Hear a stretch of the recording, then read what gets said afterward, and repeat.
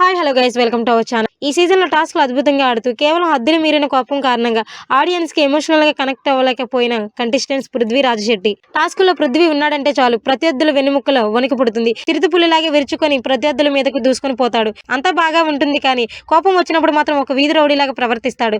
ఆడవాళ్ళతో అయినా మగవాళ్ళతో అయినా పృథ్వీ ప్రవర్తన ఇలాగే ఉంటుంది.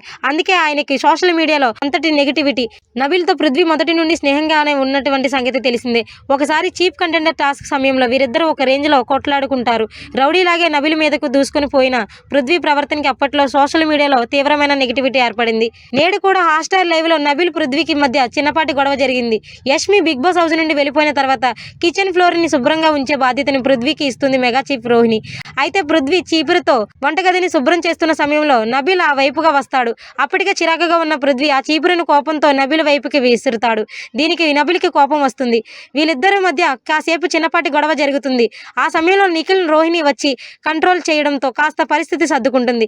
ఇది నేడు ఎపిసోడ్లో చూపిస్తారో లేదో తెలియదు కానీ చూపిస్తే మాత్రం పృథ్వీ మీద తీవ్రమైన నెగిటివిటీ ఏర్పడుతుంది. అసలే ఈ వారం ఆయన నామినేషన్లో డేంజర్ జోన్లో ఉన్నాడు. టాస్కుల పరంగా నేడు ఆయనకి పాజిటివ్ ఎపిసోడ్ లోడింగ్ అంట కానీ ఇది మాత్రం టెలికాస్ట్ చేస్తే పృథ్వీ ఈ వారం సేవ్ అవ్వడం కష్టమే అవుతుంది. మరికొన్ని వీడియోస్ కోసం చూస్తూనే ఉండండి our channel. Please subscribe our YouTube channel.